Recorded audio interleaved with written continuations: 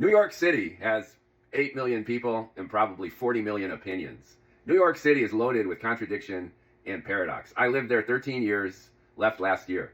I lived in Long Island, Battery Park, Brooklyn, Lower East Side, Upper West Side. I city biked, those rental bikes all over, all the boroughs. I ran all the half marathons, Staten Island, Queens, Bronx, everywhere. I did the New York Marathon too, running all around, biking all around, working all around New York City. New York City is awesome, and New York City sucks. I loved it until I hated it because it's so contradictory. There's so much going on, including a mayor who now embodies all of that paradox. Mamdani, 34 years old, Zohran is most likely to win.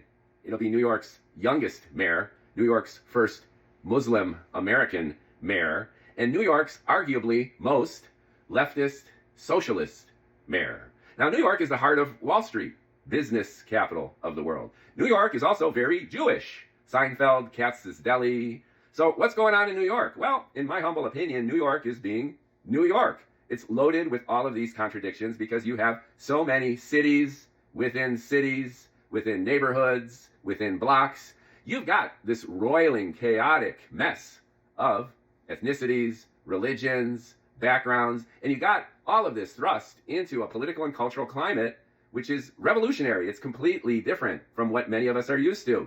You got ICE raids that are going on right across the water from Ellis Island and the Statue of Liberty. Trump is from Queens. Think about that. New York, the Big Apple, spewed all of this stuff.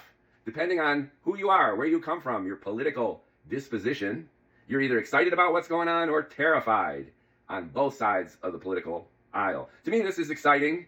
To me, this is also a harbinger of what we're in store across all of America. You're going to get this roiling, chaotic, continued mess of mutually contradictory opinions and attitudes and, frankly, policies. If Mamdani has his way and they're going to reinstitute sweeping rent control, free buses, this stuff sounds great for the working people of New York. Bernie Sanders and AOC are loving it, as are the progressive left.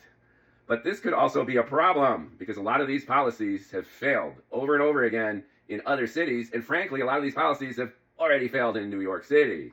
As far as I'm concerned, I left New York City a year ago. I had enough of New York City.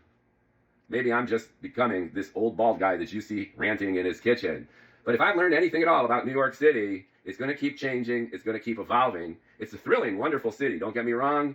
But it's a nice place to visit, and personally, I'm so thankful that I'm no longer living there. The big challenge, though, is what about the rest of the country as it goes through similar kind of shakeups as we get increasingly more polarized as a country and as a fragmented, argumentative, disassociated, and hypercritical American population? I don't know. I don't think there's a solution, but change is afoot. Washington transformed. Closest thing to a kleptocracy that we've seen in a really long time. It's like the ghost of Huey Long is back. What are we going to do about it? Well, vote. The midterms are coming up, whether you like this or not. And if New York's any indication, we're in for a bunch of chaotic surprises.